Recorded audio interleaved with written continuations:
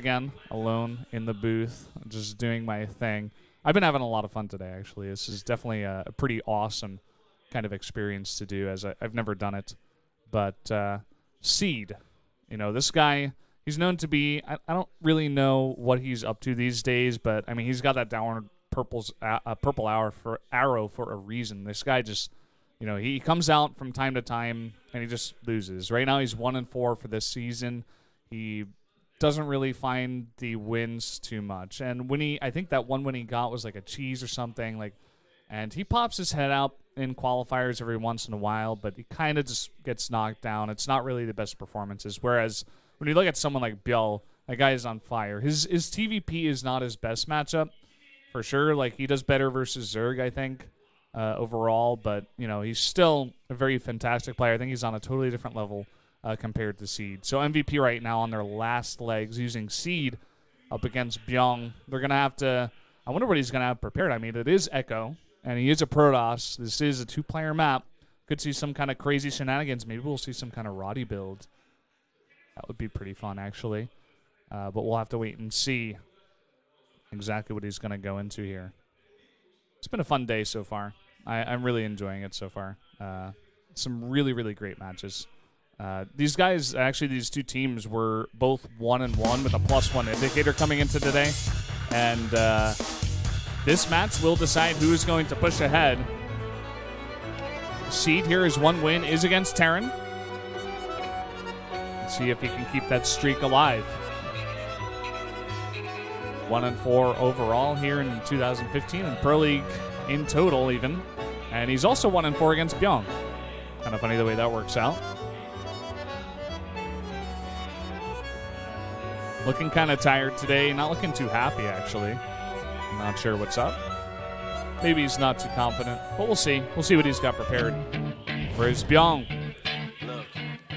He's looking to lose himself. If you had one shot, I'm just listening to this song. It's a pretty good song. seize everything you ever wanted in one moment. This is actually like the perfect song to have before you come out as well. It's like one of the best pump-up songs for sure, especially if you're a rap hip-hop kind of guy. Looking pretty ready. See if that spaghetti can help him out. I think it will. Guys, we're about to jump into Echo for game number 4 here of PVT once again. Let's do it.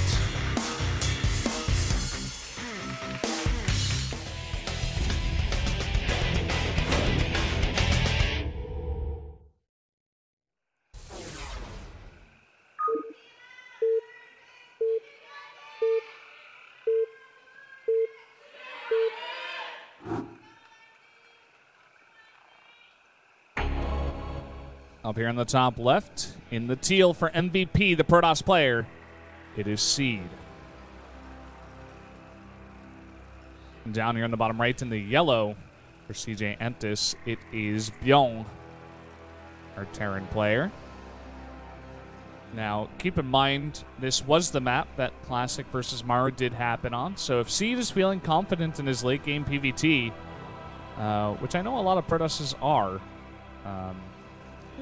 he could still do it on this map. It's not a terrible map to get up 3 bases, even 4. Go towards that later game. Classic made it work against Mar, but we'll see. You know, see definitely on not the same level as Classic. To be honest, I wouldn't be surprised to see him come out here and just straight up cheese, just go for something crazy, even like a kind of 1 base thing. But I'd say like 1 base or 2 base. That's kind of the Protoss that Seed strikes me as, to be honest. Like, he's just going to come out here and he's going to do something, and the Terran has to be ready for it. And Bbyong, kind of in the way that TY is, he's pretty good at holding off any kind of aggressive play. From what I can recall about this guy, like he's usually pretty safe in what he does, and he knows exactly how to respond to different all-ins and stuff. So I think he's actually a great match for Seed, which is another reason why I definitely heavily favor Bbyong here. Seed is going to go for a scout. I guess on this map compared to Iron Fortress. Oh, this is actually the 3rd PvT we had. We also had Gummio versus Hero, of course, earlier on today. Seed on this map, as well as Bbyong, are both going to go for scouts. Just It's a bit easier, of course, on a 2-player map. You know exactly where they are, and you can just send it straight there. You're not going to lose as much time as on a 4-player map, where you may scout the wrong direction. Your probe's going to be on the map for so long, and you're going to lose a lot of time. So both players are going to scout each other's bases. The Reaper is going to follow up this CV. This is definitely Bbyong style. I've seen him do it a lot of times. It's very safe with the scout. Going to come in here, make sure that there's only one gas. And now he can pretty much assume that Seed is going for that pretty fast expand. Is he going to go for an engineering bay block? It's kind of the next question here. Nope, just going to throw down the zone CC a bit faster. Try to delay a bit. Maybe bait out some of these probes to stay a bit longer than they want to. You know, get to poking at them with the Reaper. Funny that Seed doesn't know the pylon placement on this map. I think it was Hero or Classic. They both put the pylon at the bottom of that lip, actually, and you can't jump to the lip as the Reaper. And it helps out so much. The Reaper has to come in the front. It takes, you know, a bit longer to get all the way around instead of just jumping up that lip. So there you have it. We do have a reactor as well as a factory coming up here. Could be Hellions coming out on the map pretty fast for Bbyong. Could also just be some kind of Widowmine play. Maybe like a bit of a drop with a lot of Marines coming out. Yeah, he's going to take that second gas, so... Well, he is going to commit to making something out of that factory to start things off. Ooh, it's going to be a robotics facility coming out of Seed.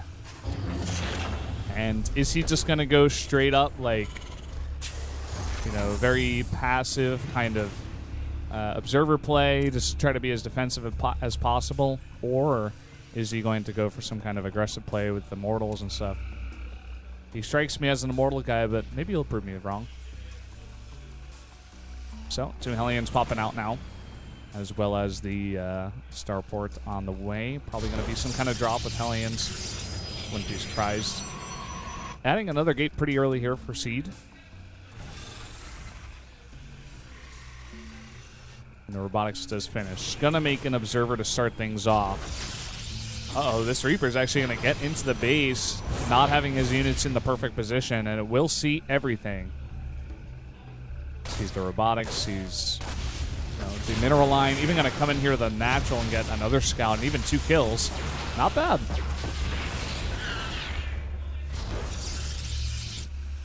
Going to take his gas after all that goes down. It's pretty standard timing, but he just wants to be careful. Ooh, a Raven coming in. I like that.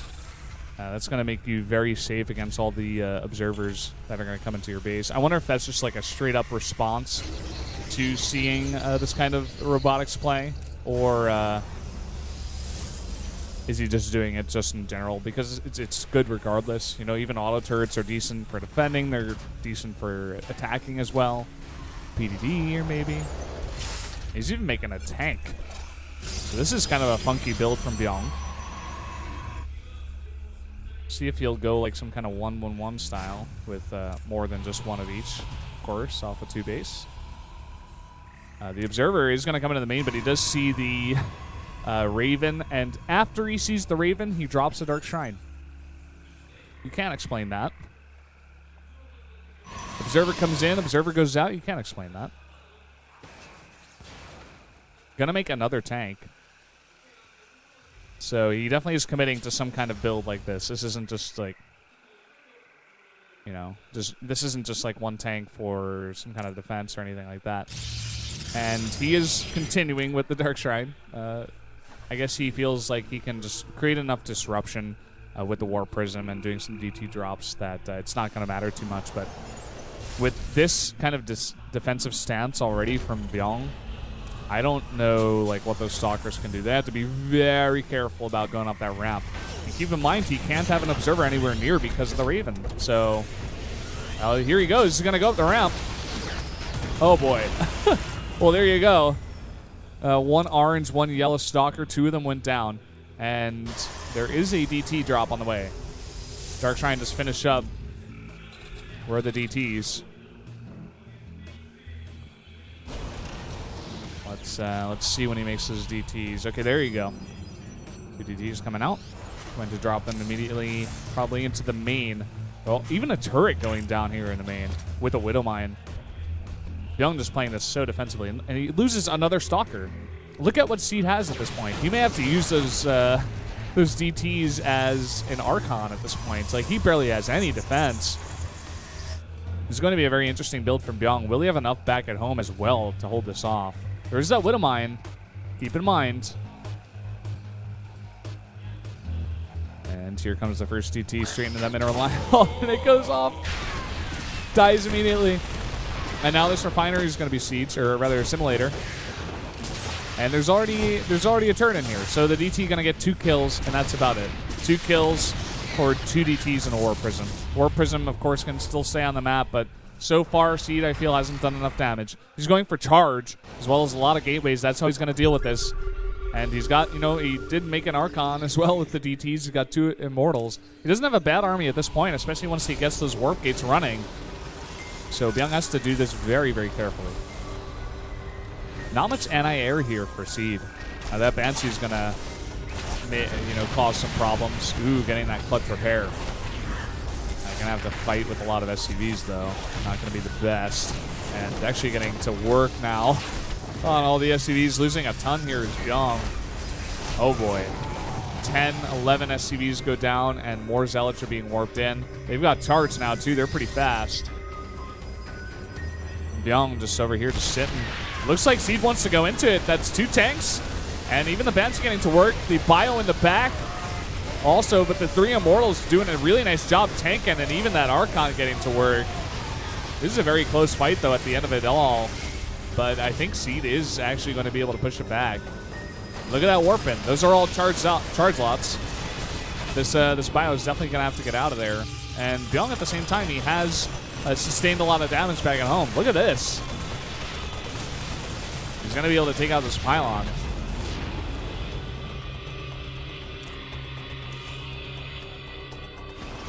And now just drop into the main. Just going to continue putting that pressure on. Going to make Seed feel uncomfortable about moving out on the map, which he is doing right now. Going to force some Warpins. That's a DT. He's actually going for the Nexus. That's not going to work out. Especially with DTs warped in. Well, now Bbyong's just got to defend. He's got a lot of Widow Mines, which are going to be fantastic against the Chargelets, but at the same time, that's just a lot of units outside of the Chargelets. Even 4 Immortals. It's quite nice. One of them is back at home, and it is going to go down for not much damage at all. Ooh, Widow Mine goes down on the Warp Prism. Not going to get too much damage. Ooh, that Widow Mine shot was nice. Widow Mine's now at the front. They need to get good hits here on the Zealots. They do clean up most of them, but still a lot of Immortals, and even the Guardian Shield. Oh, the Force Fields, those are gigantic. He could pick up and drop, and he will do that. And Seed sees it, and he's trying to run away, but that's not going to work. You are on the run, but you are not going anywhere. Everything here will go down. The entire army getting taken out. Look at it. Take a look at the supplies now. 132 to 73. Seed, you know, playing a very interesting kind of a immortal Chargelet style. Maybe it's just a response to what Bbyong was doing, but so far it hasn't really been working out. 2 DTs now in the main. They will find a small spot there outside of the vision, or rather the detection of the missile turret. And now he's trying desperately to get out Storm, and he just have 4 High Templar. So maybe if he hits like the money storms, and Bbyong is not expecting it, but he's still got so much bio and just so much stuff that I think it's still going to be very hard for Seed to fight this. Storm's coming down, and all the Widow Mines, they are all going to go down, and they're not going to get their hits. Still a lot of Chargelets remain.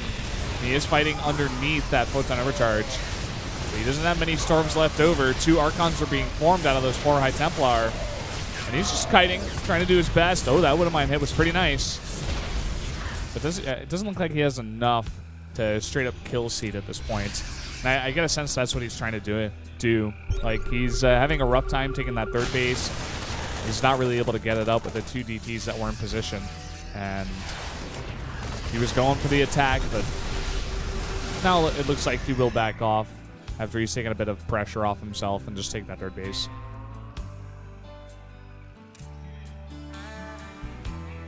So Seed still sticking it out, not in the best position at this point. Looks like he will just go for his own Nexus, but it is going to be very far behind. At the same time, going to try to go for some kind of harass here, but Zealot is going to go down. TT will survive. He needs to get a turret up there at the third base as well. Hero Widowmine does nothing.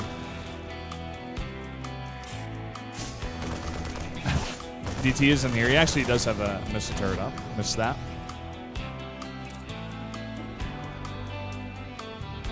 Trying to get actually the +3 armor. I didn't realize he was that far along. I'm not even sure if Bbyong's units have upgrades.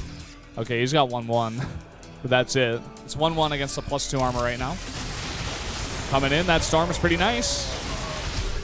Follow-up storm, not the best, but still he's got some more storms coming in, maybe 1 or 2 more. Nice split up here from Bbyong. Really trying to bait in these Zealots into the Widow Mines. That's really his goal here. It's the bulk of the army. That storm is very nice. Seed being very cautious about how he engages with all these Zealots. More and more High Templar being warped in now. But it's going to go down, and a free Garcon as well.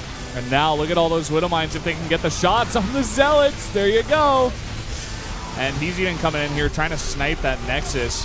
But at the same time, now trying to fight against the Protoss that's coming up here. Bbyong just getting miles and miles ahead in supply at the same time. And the kiting is real. He is doing quite a number here to Seed. Looking to take out that Nexus. Now GG, Bbyong will win the game. And CJ Entis is going to take the 3-1.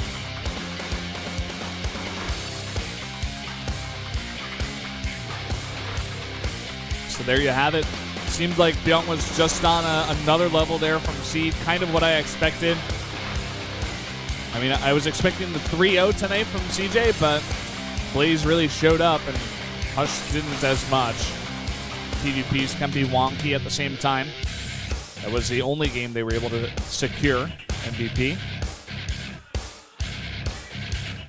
Bbyong looking pretty happy about his win. Kind of an interesting style played by Seed as well. You know, he was getting out a lot of Immortals. Never really committed to Colossi. Went straight into Storm after getting charged. I don't think he got blinked either.